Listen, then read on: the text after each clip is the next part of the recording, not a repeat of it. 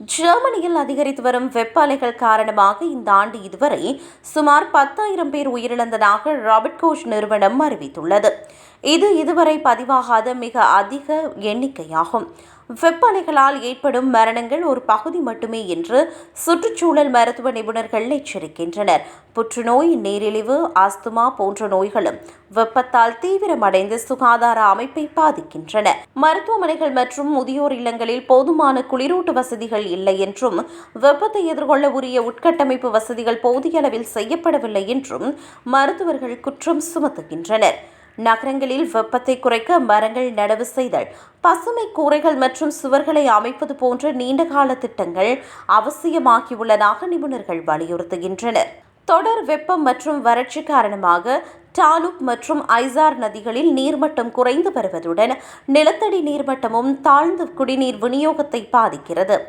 குடிநீரை வாகனங்களை கழுவுவதற்கும் தோட்டங்களுக்கும் பயன்படுத்துவதை தவிர்த்து மாற்று நீர் ஆதாரங்களை பயன்படுத்த வேண்டும் என நீர் மேலாண்மை பேராசிரியர்கள் கோரிக்கை விடுத்துள்ளனர்.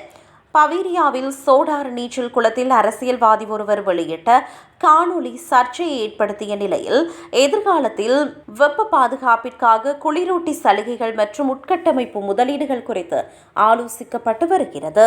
எதிர்வரும் காலங்களில் கோடை காலம் இன்னும் தீவிரமாக இருக்கும் என்பதால் அரசாங்கம் தற்காலிக நடவடிக்கைகளை விடுத்து முறையான மற்றும் தீவிரமான வெப்ப பாதுகாப்பு திட்டங்களை உடனடியாக செயல்படுத்த வேண்டும் என்று அறிவுறுத்தப்பட்டுள்ளது.